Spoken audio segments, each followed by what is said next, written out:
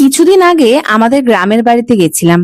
তো আমার বড় মামা শ্বশুরের ছেলে মেয়ের জন্মদিন।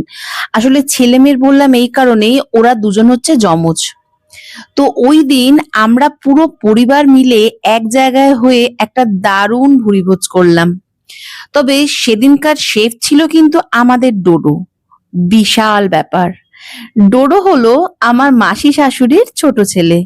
তো ডোডো রান্নায় বসেছে, আর বড় মামা, ছোট মামা আরো সব বাকিরা মিলে ডোডোকে কোম্পানি দিতে ওর আশেপাশে ঘিরে রয়েছে। তবে ডোডোর সাথে সেদিন ছোট মামাও কিন্তু খুব পরিশ্রম করেছিল।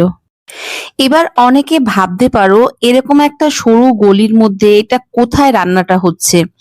তো এটা হচ্ছে আমাদের বাড়ির একদম পেছন পাশে আমাদের মাংস রান্না হচ্ছে। আসলে হচ্ছে আমাদের ওই বাড়িতে দামোদর চন্দ্রের মন্দির আছে, প্রতিষ্ঠিত মন্দির। তো সেই বাড়িতে মাংস বা ডিম সরাসরি ঘরের সামনে থেকে আসা যায় না, বা আমরা খাই না ভেতরে। হ্যাঁ, তো আমাদের যখনই মাংস, ডিম এইসব জিনিস রান্না বা খাওয়া দাওয়া হয়, তখনই এইটা হচ্ছে একদম বাড়ির পেছনে একটা বারান্দা। সেখানে এরকম আমাদের সব রকম ব্যবস্থা করা হচ্ছে, এবং তার বাসনপত্র আলাদা। সেখানে আমাদের রান্না হবে, সেখানেই আমাদের খাওয়া, মুখ ধোয়া হয়ে দেন আমরা ঘরে ঢুকি।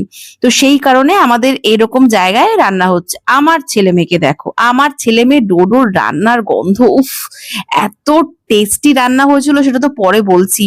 আর গন্ধতেই সব ছেলে মেয়ে পাগল হয়ে বাইরে বেরিয়ে এসছে, কখন রান্নাটা শেষ হবে। ছেলের এক্সাইটমেন্ট দেখো। তার মধ্যে প্রথম গ্যাসের সিলিন্ডার গেছে শেষ হয়ে, আবার দ্বিতীয় গ্যাসটা লাগানো হলো।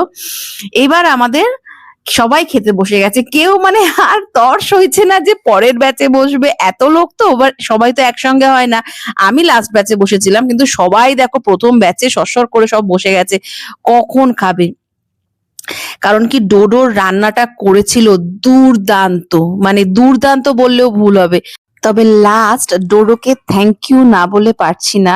ডোডো সত্যি অনেক দিন পর এরকম একটা দুর্দান্ত মাটন খেলাম, দারুণ টেস্ট।